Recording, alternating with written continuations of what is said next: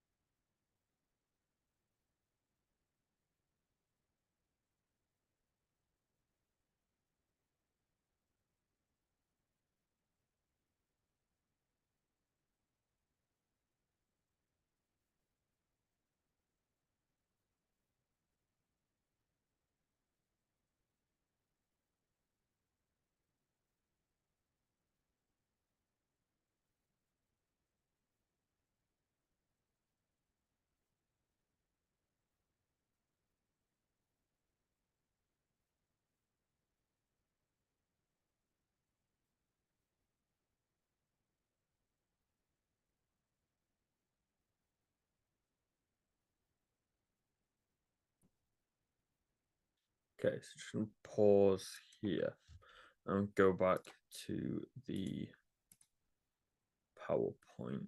Just 1 second. Okay, so in the video we talked about stoicism and kind of in a way that philosophy, and in some research they actually use stoicism philosophy to link into rational belief and also self-talk, which are the two things that you kind of exhibited there, which was like when you said about how the 280 kilo deadlift, like he's not going to be able to be a massive influence on how it moves, but he's not going to let it ruin his day. So does that kind of help tie in things more and link it more towards your sport? Yeah, definitely. Okay, brilliant. There we go. So the next slide, can you see this, by the way, the irrational beliefs? Yeah, I can see it. Brilliant. Okay, so again, we can see from your needs analysis that pre-training, lift, you have more irrational belief, and it's more used as a self-talk motivational method, and we can see that simply same from psychometrics and obviously what you said in your interviews, your initial interviews. So just a bit of a definition of irrational belief. It's a psychological construct which is heavily rigid and illogical. And just like rational belief, irrational belief is split into 4 categories: one primary and 3 secondaries. So these are bipolar constructs of the previous rational beliefs. So basically, they're just the opposites. And from this, we can see that primary is demandingness, and then the secondaries are awfulizing, low frustration tolerance, and depreciation.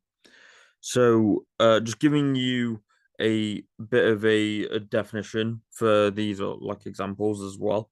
Demandingness is first you have a preference, and then it's a high demand of that preference. So, for example, you need to hit a lift, and you're saying, if I don't hit it, it's the end of my career. Awfulizing is nothing worse than the action, and nothing good can come from the action. So, for example, if you fail a lift, it could be again a squat. You could fail a squat, and you can say, "Oh well, there's nothing good that can come from this. It's done. It's over." Um, Low frustration tolerance is struggling with any kind of adversity. So, for example, that could be like your warm ups just not going well, and you're just going, what's the point? I might as well give up now. That's the kind of like low frustration tolerance. And the last one is depreciation, which tends to be either the athlete or like a coach or someone else, where something they exhibit is indicative of who they are. So, for example, um, if a coach makes a bad call and you're going, well, you're a bad coach, is that kind of thing. Still with me? Yeah. Not getting bored? No. It's just very hard to like see it in practice, I would Yeah. say.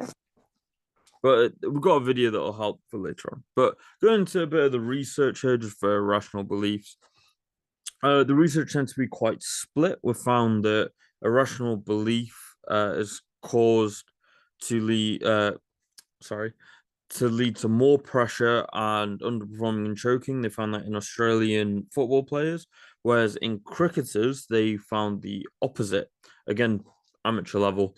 They found the irrational belief utilized as self-talk was strangely beneficial.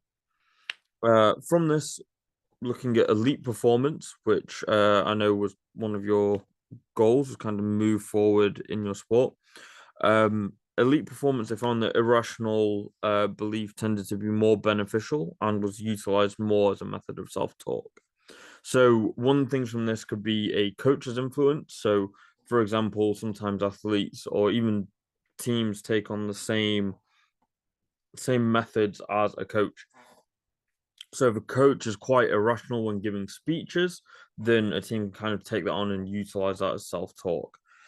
So just as a final point for irrational beliefs, it shows that it shows that there's quite a big split in between like rational and irrational in terms of what they find is the most beneficial. Uh, Everything all right? That's a lot of Yeah, information. Going through it a quite lot of quickly. information, I think, to process. Sorry, what was that? It's just a lot of information to process at once, but don't worry. Yeah. Well, hopefully this will tie everything in to make things a lot easier for you. So, this is self-talk as a motivational tool. Again, we'll go to the video as the last thing. So, self-talk is extremely simple. It's something that everybody does. It's as simple as it sounds, just talking to oneself. Um, in this regard, looking at self-talk in relation to sport, it's kind of the things that you're saying to yourself. Uh, in as a specific example for you, say like pre-lift and also post-lift. So that would be the same thing as self-talk. Does that make sense? Yeah, that makes sense. Okay, brilliant. So just looking into a bit further, so we have a couple studies that are quite interesting. You've got Mansell, people's names are a bit mental, but Mansell and Urfu. Um, and they both state that self-talk can be extremely effective and for it could be very good for correcting mindset to ensure that the athlete can control their anxiety and arousal. So again, I know you've looked at anxiety, arousal, motivation pre to this education session, so you have a bit of an understanding of that as well. From this, we can see that in the research, it's used as a mediator for emotion, and that's mainly what self-talk is used. So it shows that it can be extremely effective. So examples of like self-talk and its relation to rational and irrational belief. Um, in a 2018 study, they actually found that it had the same outcomes for like amateur golfers. They used rational self-talk for one group and irrational self-talk for another, and they found that um, they both elicited the same outcomes, which was very strange.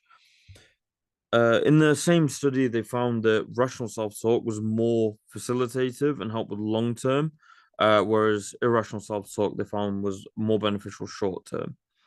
We can actually see this through some of the videos of powerlifting and people talking about self-talk in powerlifting. They actually have the same effect, where long term it tends to be a little bit detrimental to be so highly irrational because it increases the anxiety, it increases people's anxiety a lot. And that's similar to what the video will tell you as well. But they found that rational thought or rational belief and using that as a self-talk system was way more beneficial for long term. Um, and we can also further see this in a study that was in 2011 where athletes were split. One group used self-talk and one group actually didn't. And we can see that the self-talk used the group that used self-talk, sorry, had enhanced performance and found it was extremely useful for a motivational tool. So does that kind of group everything together now? Yeah, I think you lost me during the rational and irrational, and then it's kind of applied it now. That makes sense. It's more specific to you now in a way. So Yeah, you yeah. it's yeah, a bit of theory can go everywhere, but then the self-talk bit at the end kind of fixes that. So again, I'm just gonna share the video. Just give me 1 second. All right. Can you see this by the way? It's like a little red icon with a barbell in the middle. Yeah, yeah, I can see it. Okay, let's do this. I'm assuming you're not going to be able to hear the audio, so I'll put captions on for you. No.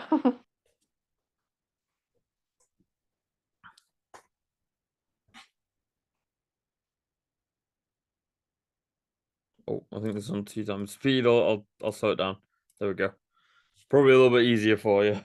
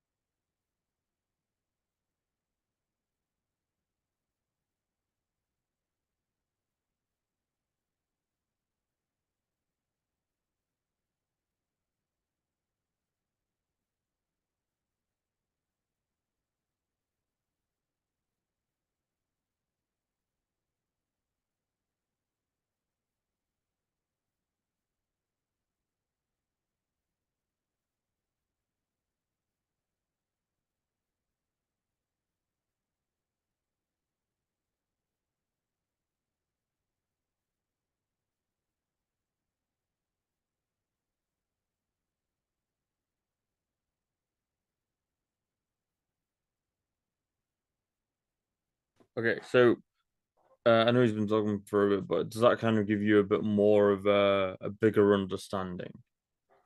Yeah, I think that ties everything in. That definitely made more sense to me. Using a lot more research and stuff that he's put in there now, everything's kind of tied in, got more of an Mhm. understanding on watching this video. Like, so it's Yeah. good. Let me just go back to the PowerPoint. Here we go. Okay, so final thing, just any questions? Yeah, so I know it might have been covered, but I don't know if you can clarify. So what kind of beliefs should should I use self-talk? Like should I have rational, irrational beliefs in my sport specifically? What do you think would help In me? your sport specifically, I'd say similar to the video that you just watched is rational belief. That should be better. And the same as the other one actually, the why I fight Calgary barbell. He was saying that having that stoicism really helps and being able to link the two together. So I Mhm. think the rational belief would be most beneficial for you. Okay. Is that what research usually says that? Because I know you were saying that irrational belief might help in the short term. Is that the case for powerlifters as well? Well, Or is that just a general sort of statement? I think that's more general. I don't think that's as specific to powerlifters because they've found different things on different sports at different levels. And obviously it's kind of shown in the Right. PowerPoint as well. So I think Okay.